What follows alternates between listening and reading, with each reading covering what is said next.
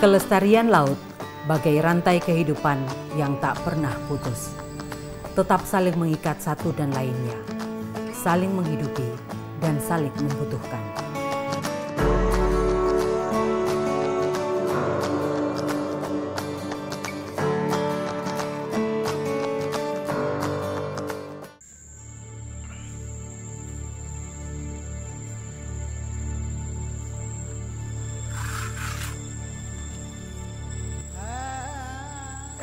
Kaya ngana itu?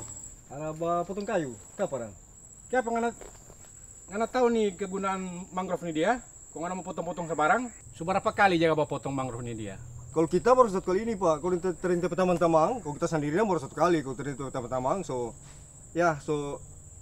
lupa kalau berapa kali itu pokoknya, so banyak kali lah. Ngana tahu nih kegunaan mangrove ini ada tanam? Pak, cuma bikin indah, mau bikin rapi di pantai, cuma itu yang kita tahu. Jadi kalau ngana tahu ini mangrove ini ditanam, dia bisa menahan abrasi pantai. Ketika ada ombak datang, ini yang jaga pele itu ombak, supaya itu ombak sampai ke darat nyenak besar. Oh, begitu. Kedua, kalau ada angin kencang, mangrove ini yang jaga pele ini angin, supaya dia nyenak masuk ke pemukiman. Ketiga, mangrove ini merupakan tempat bertelurnya ikan, sarang ikan. Dia berkembang biak ini ikan ini di mangrove ini. Keempat, mangrove ini guna sirkulasi air garam itu bisa dia jadi tawar kalau ada mangrove banyak. Cuma nih lihat orang di kampung ini, DP air tawar karena ada mangrove. Kita minta maaf dan Pak, soalnya kita salah kita kasih yang minta DP fungsi-fungsi di mangrove ini. Jadi, nah kalau begitu, ngana so aku yang ada kesalahan. Sekarang ngana yang ada potong dari itu hari ngana mesti ganti tanam, nih. Oh iya boleh Pak, boleh Pak. Ngana tanam, kok ngana jaga sampai besar. Kalau begitu, mari jatuh orang tepi tanam tuh mangrove. Oh, itu aja Pak.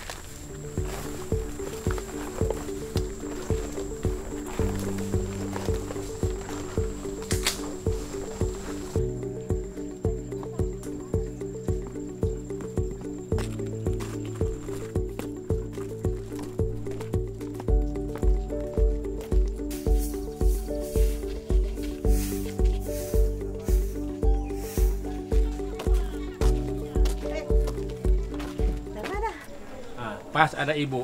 Nah, ini Bu kita mau datang bilang ini Om Kadi ini dia mau potong mangrove. Kita dari Kipu dia tadi. Aduh, oh sini dulu. Mas bercerita sini orang.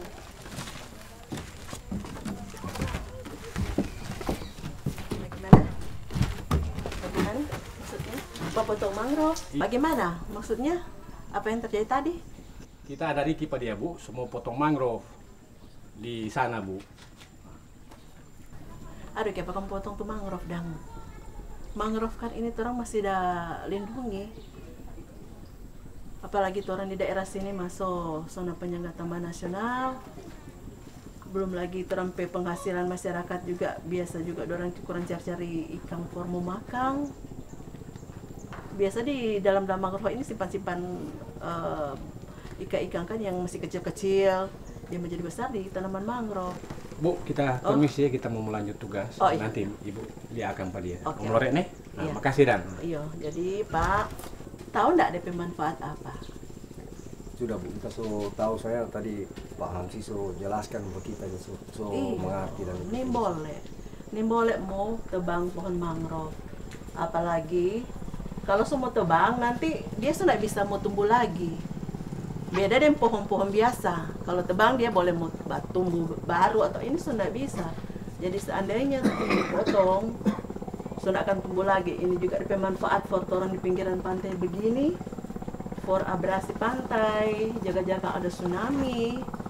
Baru apalagi itu ikan-ikan kan, biasa kan orang cari-cari ikan apa? DP apa namanya? DP benih ikan, DP tempat pembesaran ikan kan di pohon-pohon mangrove. Jadi tidak bisa kalau orang mau tebang pohon mangrove sembarangan. Kalau begitu kita minta maaf dan kita salah ini kesian. Iya. Jangan ulang lagi nih. Iya boleh. Jangan. Kita ulang. Kita janji kita tidak mau ulang. Nanti juga kita mau tanam ulang Bu, baru nanti kita mau rawat. Tadi jadi bapak potong mangrove atau? Tadi sih Bu, kita baru mau potong kong Pak Hamsi Suriki.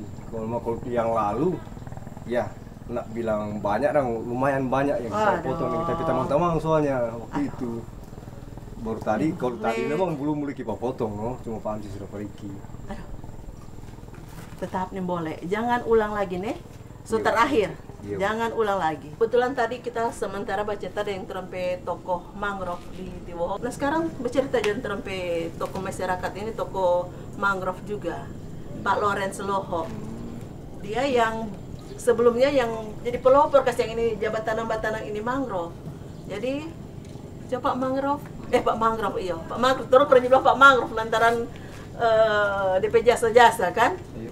Perlu adik-adik tahu Bako ini dia memang kalau adik-adik dapat pergi dari tahun 98 sini memang sangat luas sekali, dan waktu pemerintahan tahun 70-an ini ditebang semua. Jadi memang penanaman waktu itu sangat memerlukan tenaga dan kerelaan kita atau ketabahan kita. Karena baru menjelaskan ke masyarakat juga waktu itu memang sangat susah. Dia bilang, buat tanam kok baru tidak dipeguna. So itulah Kang. Jadi itu no adik-adik. Memang perjuangan memang perlu perjuangan. Karena do anggap kalau orang bertanam bako apa kok dipeguna. Beda dari orang bertanam pohon di darat. Orang tanam buah dapat menghasilkan portora. Tapi dengan ketabahan, kesabaran, sosialisasi tetap berjalan terus walaupun hanya sendirian. Kita terangkan pada orang apalagi bilang di pesisir pantai, karena dulu belum ada talut ini. Kita bilang ini kalau orang yang tidak mau jadi tsunami tanam sampai sekarang bahaya. Kasihan dikira masyarakat di pantai. Iya. Ya, akibatnya masyarakat di pantai, orang sampai pasir sini tak bawa, beras di pantai merajalela ke darat. Dan orang bukan mana orang pergi rumah pergi. Ya kan? Berikutnya, siapa melarang mau tanam, mau tebang. Karena ketika orang potong, dia bukan rupa kayu di darat. Kalau di darat orang potong dia masih betunas. Sama tadi bilang tadi tuh, betul. Nah, itu tuh Kuntua bilang betul itu. Karena orang potong, dia semua mati itu. Jadi kita himbau dan selaku seopak dari Batanan dari tahun 98 sampai sekarang. Iya, betul. Masih ini. Orang buku bilang ke orang sangat pesisir sini. Masih muda. Iya, masih muda-muda. Kira kita himbau juga supaya kalau boleh orang belajar. Nah, ingat tahun berapa itu ada dari dunia tuh datang sini untuk penelitian bako dengan lamun. Dan itu keuntungan apa? Keuntungan orang masyarakat Tiwoho. So, terkenal di dunia karena bako. Oke, sudah toh dengar jelas toh, Pak Lawrence sudah jelaskan panjang lebar tadi. Sudah. Sekarang mari orang bertanam tuh bakau supaya bagaimana orang mau jaga lingkungan, orang mesti bertanam ulang. Apalagi hampir kedapatan mesti bertanam. Ini dapat orang bertanam dulu sama-sama yang lain. Iya.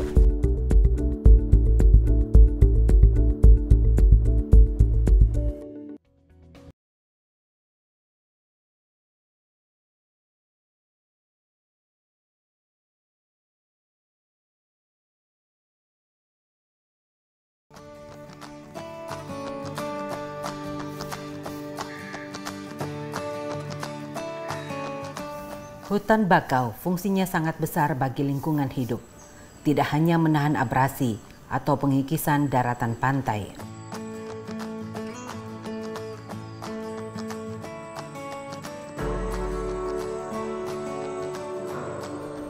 Tumbuhan mangrove memiliki akar kokoh.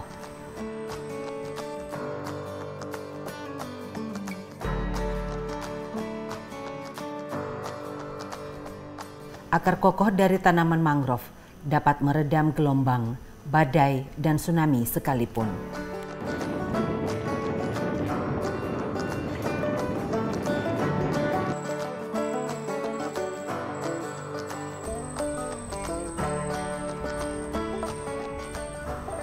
Hutan mangrove sangat jelas menjaga ekosistem perairan laut, pantai, dan darat.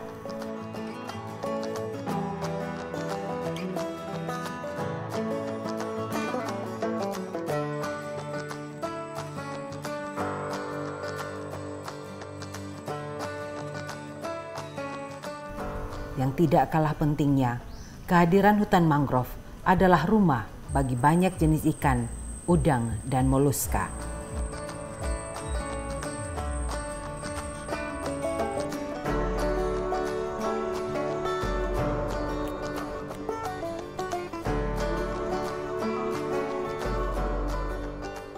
Tempat seperti ini menjadi zona aman hewan laut bertelur, melakukan proses pembesaran, dan restoran atau tempat makan berbagai hewan laut kecil.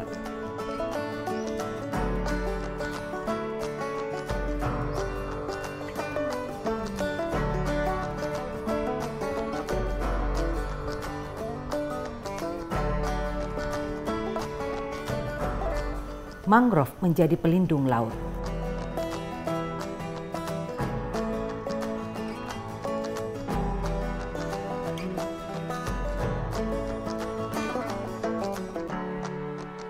Manakala daratan banjir, air akan menuju laut membawa lumpur yang membahayakan ekosistem laut.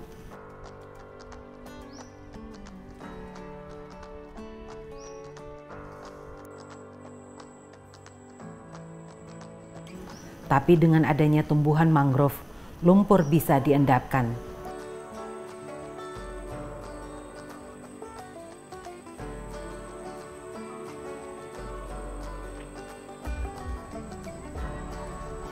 Karena kemampuan tanaman mangrove mengendapkan lumpur, jangan heran jika di hutan mangrove airnya tampak jernih.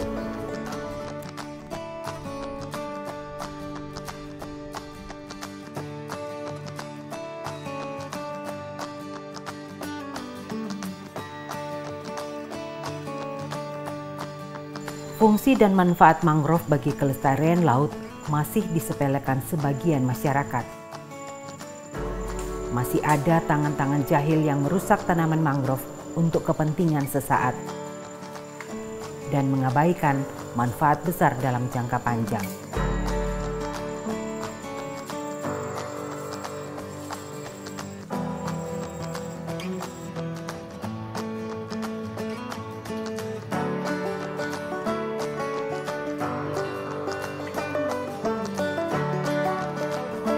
Di Sulut saat ini terdapat hampir 30.000 hektar hutan mangrove.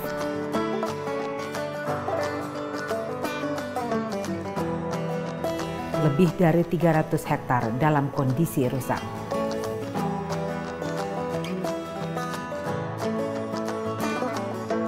Menciutnya luas hutan mangrove ini, selain desakan permukiman dan penebangan liar, juga kegiatan lainnya yang tidak ramah mangrove.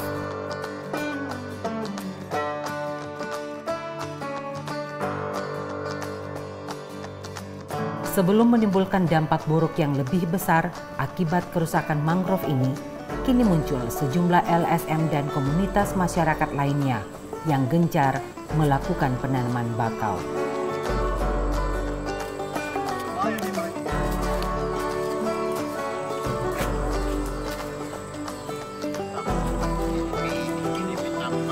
Warga, terutama yang tinggal di pinggiran pantai, berupaya kembali memulihkan kondisi hutan bakau untuk menjaga keamanan dan kelestarian laut.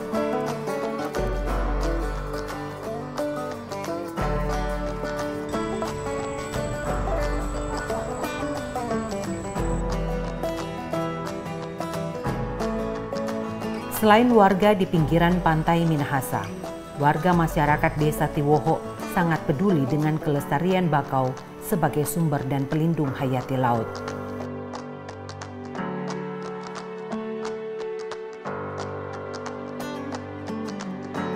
Lebih dari 10 tahun lalu, warga di Minahasa Utara ini telah memelihara tanaman bakau.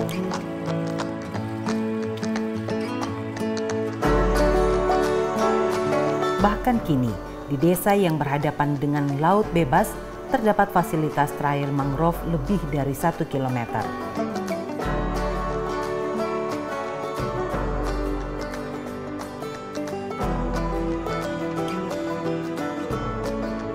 Trail mangrove ini menjadi sarana pariwisata.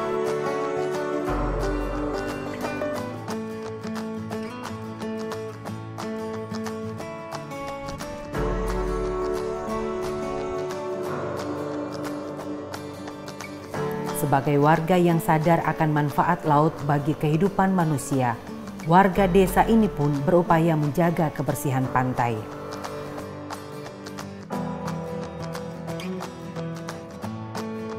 Secara bergotong royong, mereka membersihkan sampah-sampah yang bertebaran di pinggiran pantai.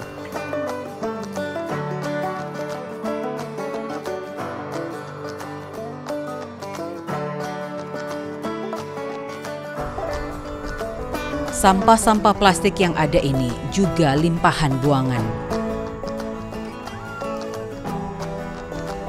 Kendati sampah-sampah yang bertebaran ini ulah dari orang-orang yang tidak bertanggung jawab, namun warga yang tinggal di pinggiran pantai tetap menerima imbasnya.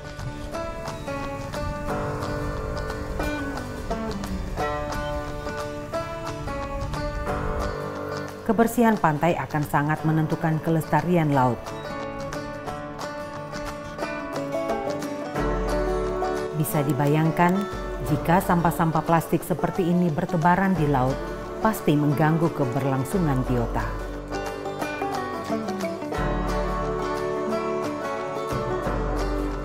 Saya Ketua Lingkungan berasal dari Tongkaina, Kelurahan Tongkaina Lingkungan 4, di mana di sini masyarakat kami sangat antisipasi sekali dalam memelihara khususnya pantai atau bagian-bagian dari pantai, terlebih mangrove, karena di mana sini juga berkaitan dengan pemeliharaan ikan. Di sini kami bersama dengan masyarakat sangat menjaga akan kelestarian dari laut, di mana kami menjaga agar supaya tidak ada orang atau oknum-oknum yang datang dengan cara meracun ikan atau membom ikan.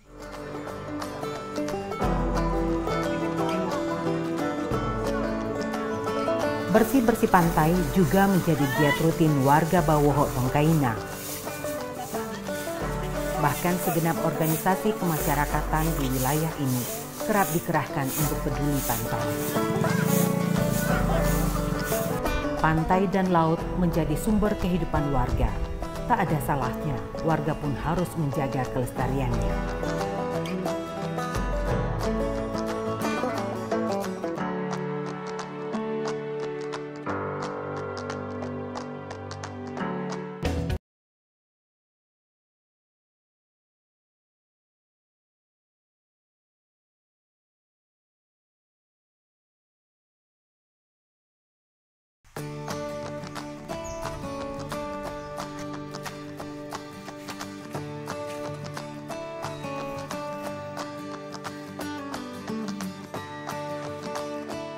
Usaha menjaga kelestarian pantai dan laut memberi dampak bagi kelestarian bumi, memberi penguatan bagi usaha nelayan, dan melahirkan terobosan baru di dunia pariwisata.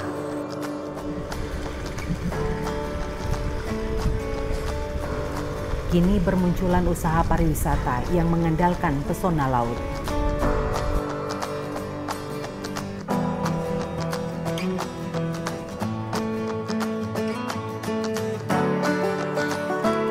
Banyak warga penikmat wisata menjadikan sarana wisata pantai sebagai pilihan.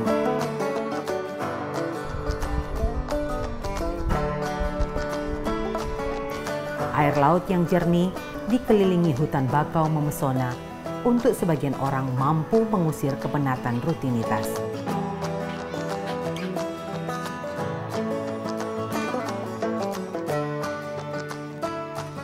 Di Kabupaten Minahasa Utara saat ini objek wisata laut dan pantai mendominasi.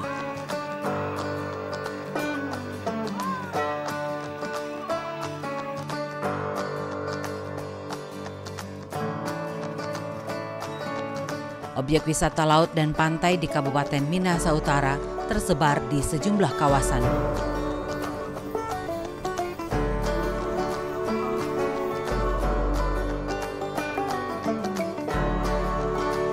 Di antaranya di Desa Budo.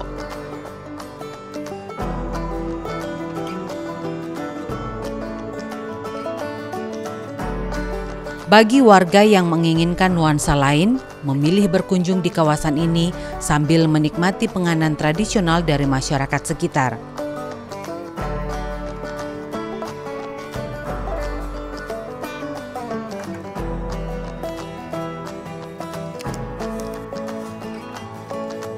Kawasan wisata pantai di Desa Budo ini sangat menjanjikan bagi pengunjung yang akan menghabiskan waktu senggangnya.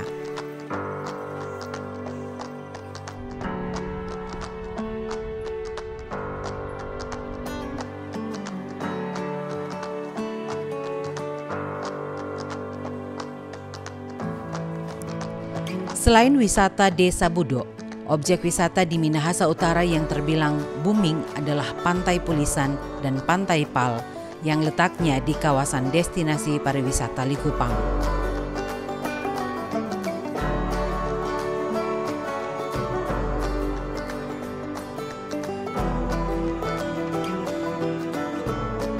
Kawasan pantai dan laut di Kecamatan Likupang ini menarik perhatian banyak kalangan karena menawarkan pasir putih yang bersih dan air laut yang jernih.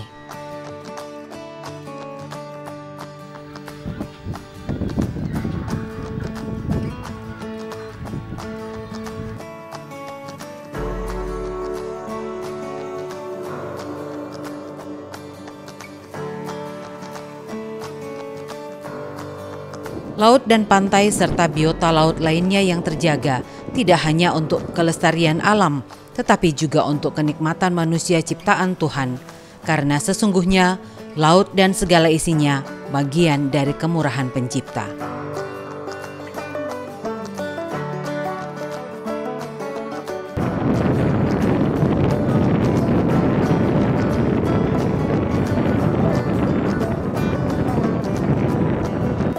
Tak ada alasan lain bagi kita untuk tetap menjaga kelestarian laut sebagai ciptaan Tuhan yang berguna bagi keberlangsungan hidup manusia dan segala potensi di dalamnya.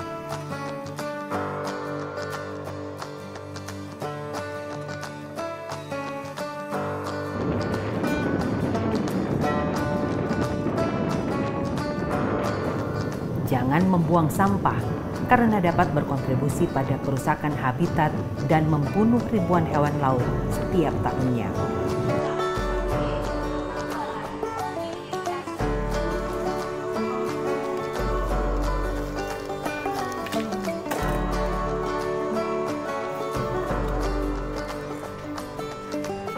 Lestarikan hutan mangrove sebagai tempat hidup yang aman bagi biota-biota laut. Jelajahi laut dengan bertanggung jawab.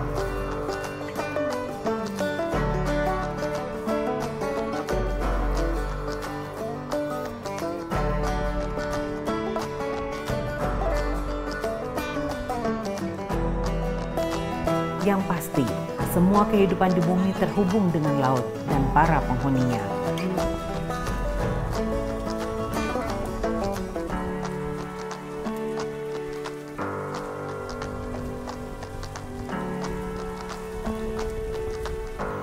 Semakin kita belajar tentang laut, semakin besar keinginan kita untuk menjaganya.